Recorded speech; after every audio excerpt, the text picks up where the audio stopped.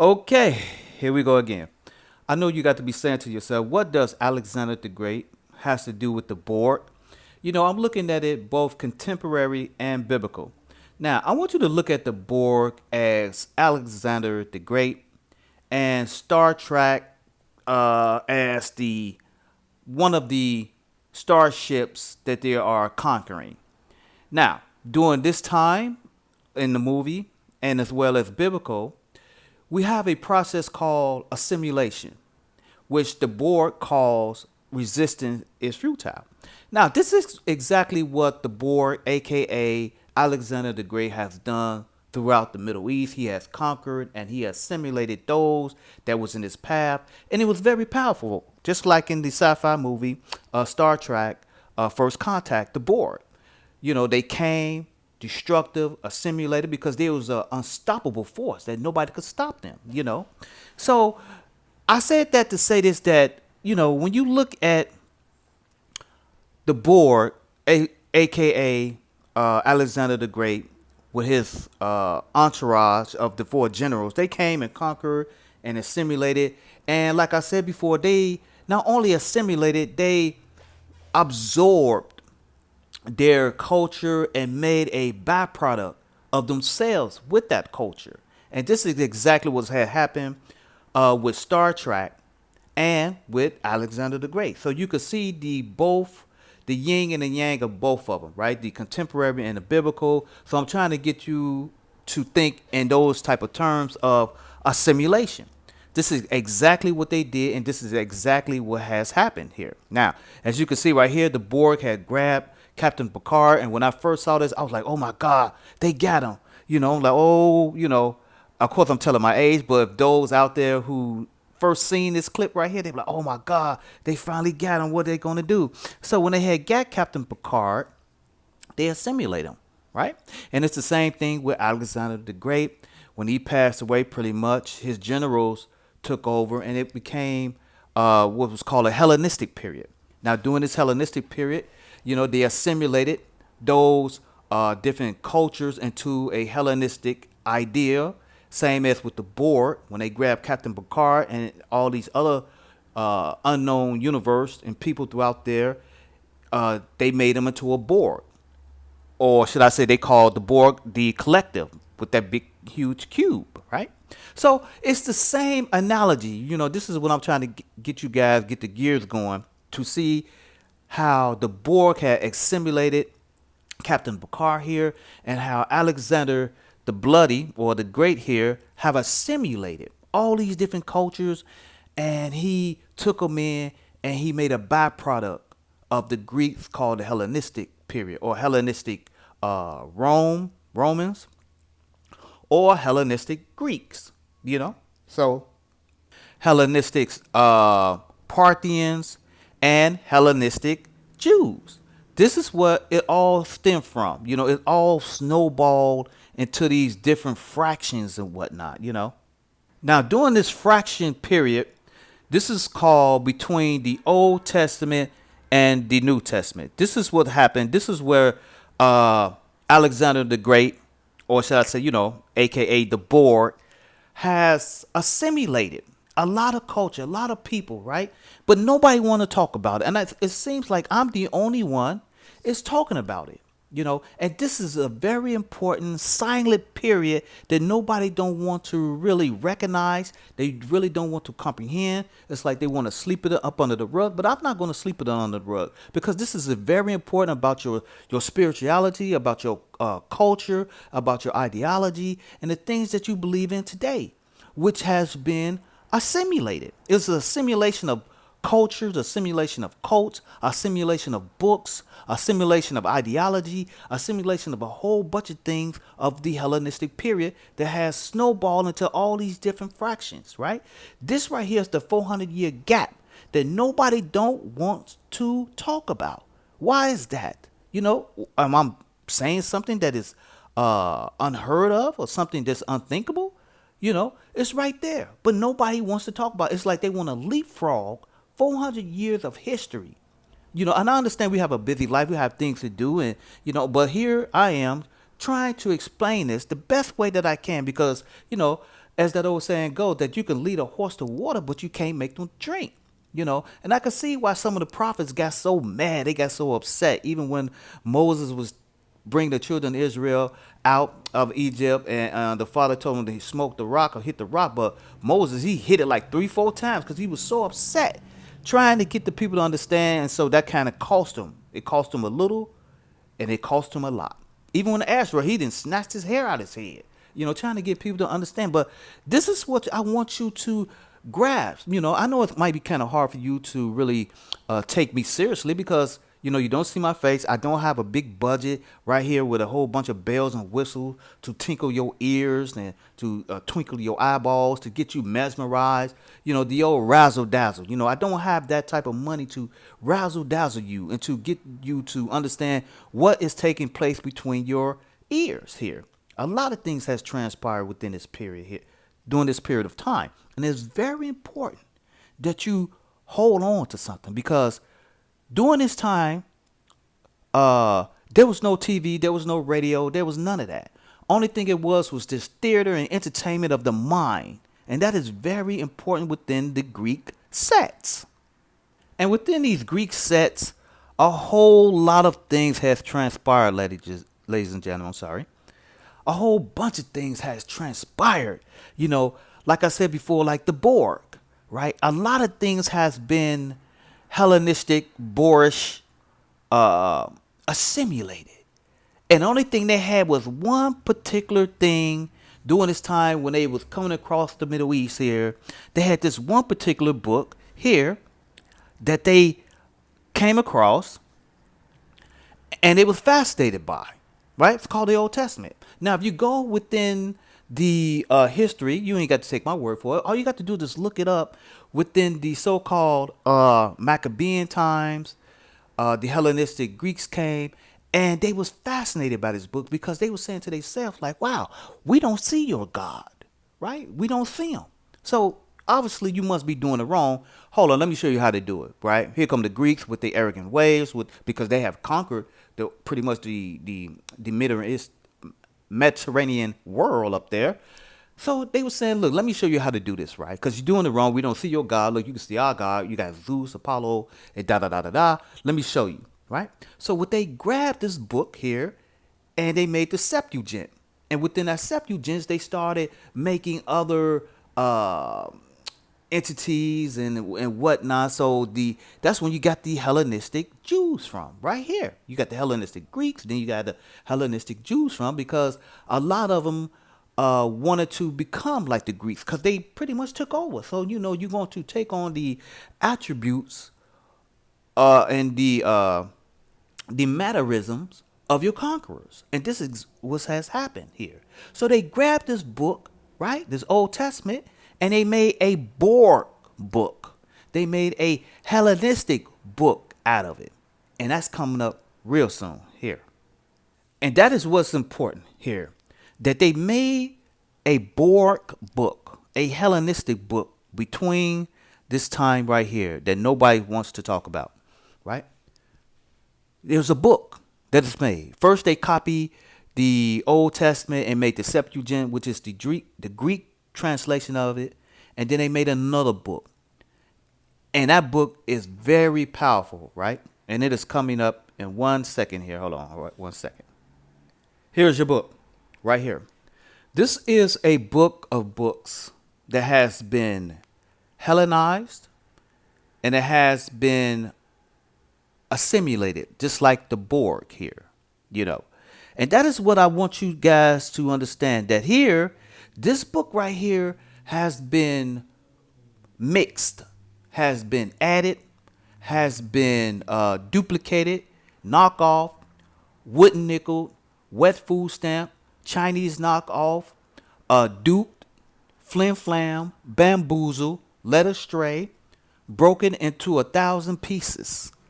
This is what they did to this Old Testament book, right? Now, this book stays intact as the Old Testament, but what they did was they have copied it, bootlegged it into so many different books of it, copies of it. But no.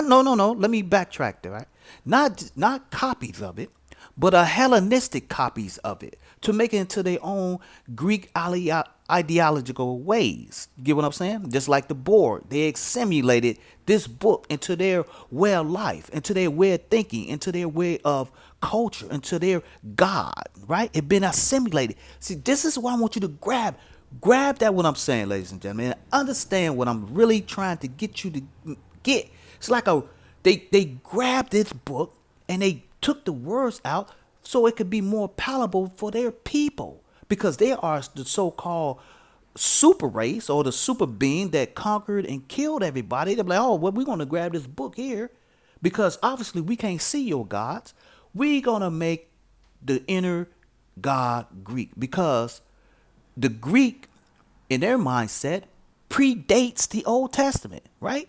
Anything that was written in the Old Testament, the Greeks felt that they predated that Old Testament because the Greeks felt that they was the super beings. Get what I'm saying, ladies and gentlemen? They synthesized that book to make a Greek copy of it. First there was the Hellenistic Septuagint, and then here we have the ultimate book of the synthetic Greek Hellenistic form of the Hellenistic Judaic book, the New Testament. Now you guys get it? You understand what is happening here?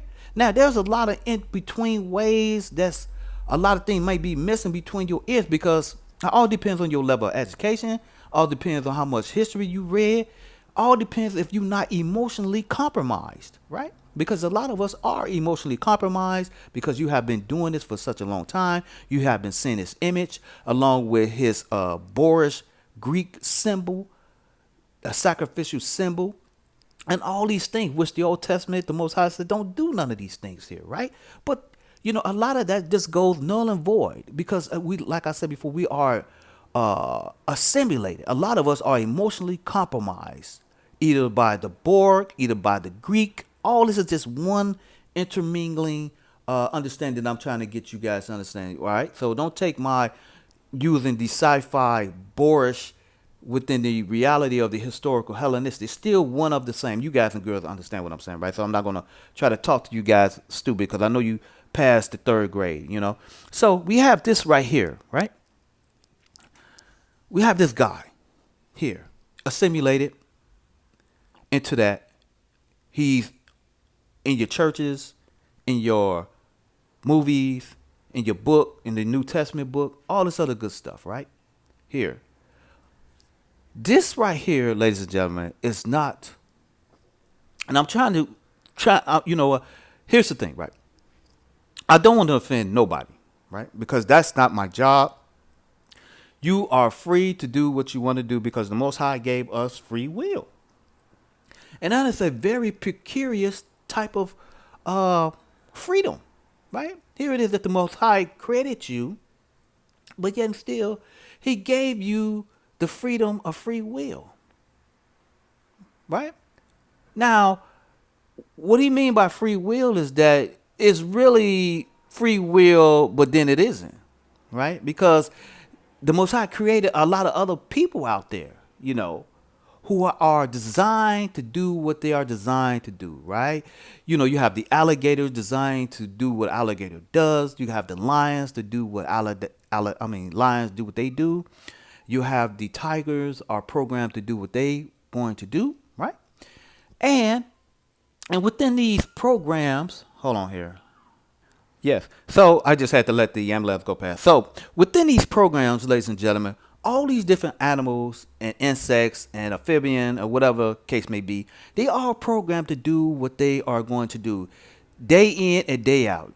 You know, their habitats are consistent with their biology and their cultures and the animalistic behavior. As you can see, it hasn't changed. The elephant always knows his ways to get to certain places where he eats or she eats and sleeps and so on and so forth. It's more like a program, right?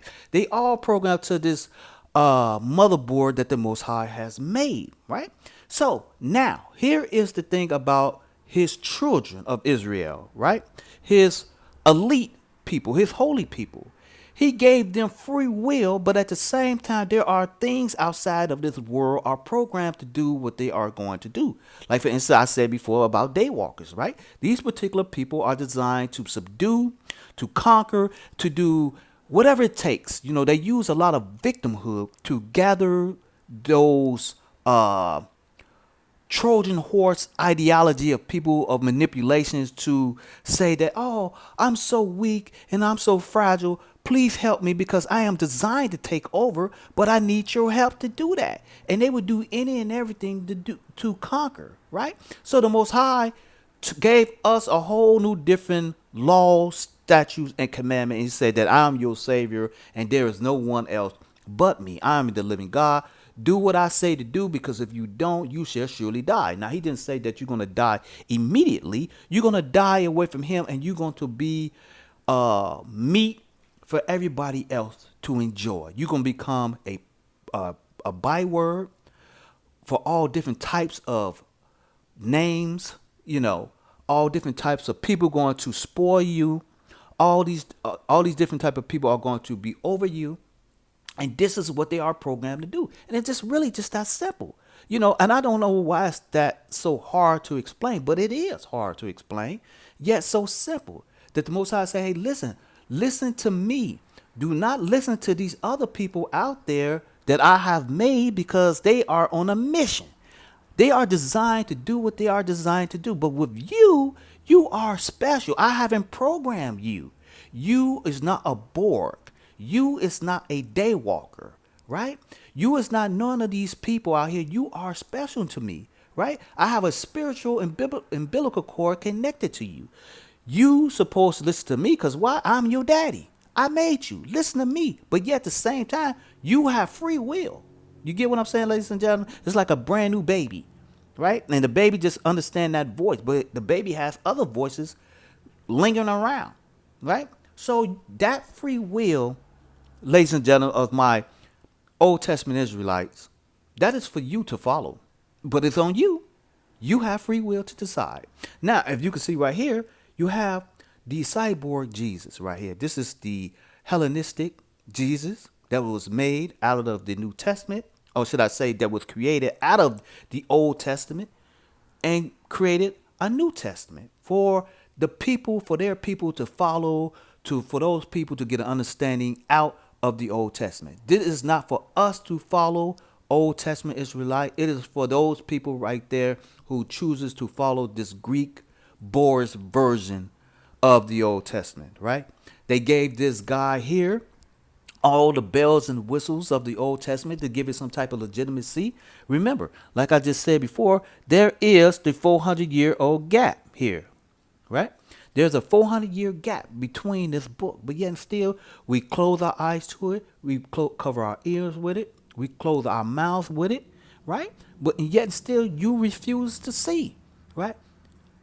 And I don't know why you guys are so scared, right? For my Old Testament Israelite. Now, my other people out there, if you want to worship white boy Jesus, that by all means, that is you. And I know exactly where he came from, right? Yeah, the story probably is real, but there are bells and whistles around that is not real. So what you have a conflict of interest what's going on, right? You have this white boy Jesus, right? But then he got bells and whistles around him to give him some type of legitimacy. This is where the Old Testament come in at, right? That's what they have done. They gave him all, just like a Christmas tree. You put all the lights around it, ornaments, candy cane and whatnot, for it could be to be within the leagues of a Christmas tree, right? This white boy, no, I'm not going to give it away. I'm not going to do that because I don't get enough likes and whatnot to give you guys the cherry on top. I'm not going to do that because I don't believe that you guys deserve it. And I hate to be brutally honest with it because, I should have more subscribers and likes and this, not the other. Because it's just like with anything else. If you like something, you're going to appreciate it, right? And I hate to sound like as they say, a hustler, but it is what it is. You're going to appreciate something that you like. Like with me, right? I like Oreo cookies and Chips Ahoy cookies. It costs about, $2 or $3 more. Sure, I can get some generic brand. This is what I tell my kids, it all depends on what you want. You want quality or quantity, right? Me, I like quality. I would rather spend $5, $6 for some Oreo cookies and some Chips Ahoy cookie than some $2 or $1.50 cookies that sure I might have more of the cookies, but it's something I don't like, right? What you get here, ladies and gentlemen, is Chips Ahoy cookies. You getting Oreo cookies. You getting quality. But I don't get the appreciation quality of you guys and girls out there, who don't hit the like button, who don't subscribe, who don't donate, whatnot. You guys are ear hustling me, and I get it. It's fine. I'm sure it get a little bit irritating, but I'm doing it for a higher purpose. But yet and still, that is on you, and you better best believe that you yourself are going to be judged by that because you are just ear hustling, right? Don't be an ear hustler. That is a bad thing. To take, and don't give. And you may feel like you're not going to receive any type of discipline behind that, but hey, it is what it is. So I digress. Now, you can't, like I said before, you can't leave a horse to water and make them drink.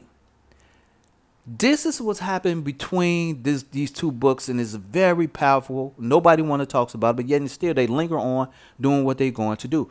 You Old Testament people out there, and some of my people who are not Israelites, let me try to explain this to you, right? For some of you guys who are not Israelites, and you're not of the Holy Seed, but yet and still you can ask the Most High for forgiveness, and because of your ancestors, and you want to be a part of the true line of the Old Testament Israel here, because you feel that you've been bamboozled by your culture and whatnot, because they have lied to you. They have lied to you. They lied to you with this image here, this Borg Hellenistic image here that they extracted out of the Old Testament, and to give it some type of legitimacy and making a whole new book. Because the church father had gathered this dude name, I'm not going to give it away, but you have seen his name before. It's a synthetic book. It's a copycat book. Just like how you get Novocaine and crack cocaine and powder cocaine out of coca leaves. This is what you got here, right? This is exactly what you have here. The emotional victimhood is really pulling on you guys' heartstring. And I understand that because you have seen the book, you have seen people cry, and you say to yourself, like, wow, this crazy white boy died for my sins. And you got to say to yourself, like, wow, what such an honor. How did I deserve that? And so you playing all these emotional games in your head, but you haven't even read the book. You refuse to read the Old Testament, what the Most High said. He said, there's no such thing as a human sacrifice. The Father has never ordained such a thing. This is Greek mythology. This is Hellenistic culture that they do for these Savior gods. But yet instead, you just throw that out the window. Because you're so emotionally attached that reality is null and void to your sensibility, your victimhood. Right? I am a victim of so many things that, yeah, sure, I know what you're saying to yourself. You're like, man, I have done so much bad shit in my life. Yeah, I do need a savior, to somebody to go before me and whatnot. Right? This is Greek thought. This is Greek mythology that has been drilled in our head here. Right? To use such a barbaric act. Do you think the Most High, the God of God, the Most High used a human being? He never used one of his children to condone such a barbaric act, to be crucified and say that's going to cleanse your sins. You see what I'm saying? That doesn't make any sense. It's not even in law. It's not even in the statutes and commandments of the Most High. None of the prophets regurgitated any of those. Such a barbaric and Hellenistic Roman act that has occurred with this white boy here, right? But you're so emotionally spooked, afraid, that you think he's going to come in the middle of the night. It's like a scary story, right? Don't be afraid. This is not what happened. This book is a synthetic. It is a boorish Hellenistic book that is playing on your heartstring because I know what you're saying. You saying to yourself, well, wow, so many people then died of a lie. Yeah, sure have. They sure have. Because it's the same thing with slavery, right? They condone slavery, even in that new book, right? They condone slavery. You get it? It's like a so-called necessary evil. There's no such thing as a necessary evil. Evil is evil. There's no such thing as a necessary evil, right? They chained my people to poles and whatnot, made them work from dusk to dawn, and said that they Christianizing these people. You know, we gotta get the heathenism, get the heathen, the devil up after these people. So we gotta work them from dusk to dawn for 350 years or 400 plus years and still counting, Jim Crow, all type of things and whatnot. In the name of this book right here, right? A slave, right? But yet these people were saying that they Christians and whatnot, but yet still the Christian doctrine doesn't condone, not on the surface, but then you read it in the book. And James, one of them, said that, you know, your slave supposed to obey your master, right? I believe it's in the book of James. You know, I stopped reading. I read the book so many times that I can go through and find it. But that the hypocrisy is the chef kiss, the hypocrisy of the New Testament, right? So I'm trying to get you guys and girls to think. Don't be afraid to think. Don't be scared. The Most High do not want scared. And like I said before, for those who are not of an Old Testament Israelite and those white folks who want to be on the side of the Most High, you know, before he sends his army, you know, because the Most High has an army, all of them, all these creatures out here are his army, and he could send them any day, any time. Mosquitoes, rats, roaches, it doesn't matter. You know, this is how we got out of the Old Testament. I mean, this is how we got out of Egypt. The Most High sends his army, or he could send his angels.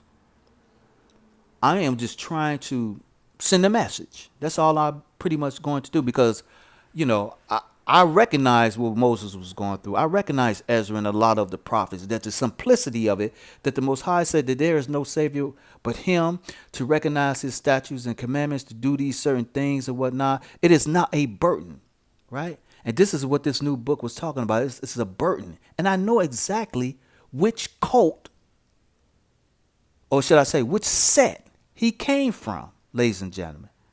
I'm not going to reveal that just yet, but it depends on you. You know, I'm not going to reveal that yet. Probably next video, maybe not. All depends on how I feel, whatnot. And I know exactly what set he came from, and I know exactly, what cult he came from. What cult and what set? It's a little bit of both, right? But here, don't be assimilated, right? Take that off. Take that assimilation off. Be careful of that book, because that's exactly what it is. So with that, ladies and gentlemen, I'm going to leave you. Please like, share, and donate. I believe all that in the description if you feel that you learned something. And if you are emotionally attached, I understand, right? You could continue to do what you're going to do. It's not my business to, correct or to hurt people. No. You can believe whatever you want to, right? But I am talking specifically for those Old Testament Israelite and for those Europeans out there who want to go back to the Old Testament, who want to go to the living God, because that is the God that we serve. That is the God that has created us all. Not this Hellenistic Greek book. So don't be a Borg, all right? Don't be Laceitupboxy. And I'm saying all that's with love. So please like, share, and donate. Will be greatly appreciated, as eventually I will want to go live. But I need certain equipment, and your time and effort and your donations and contribution would be greatly appreciated. So with that being said, talk to you in the next one.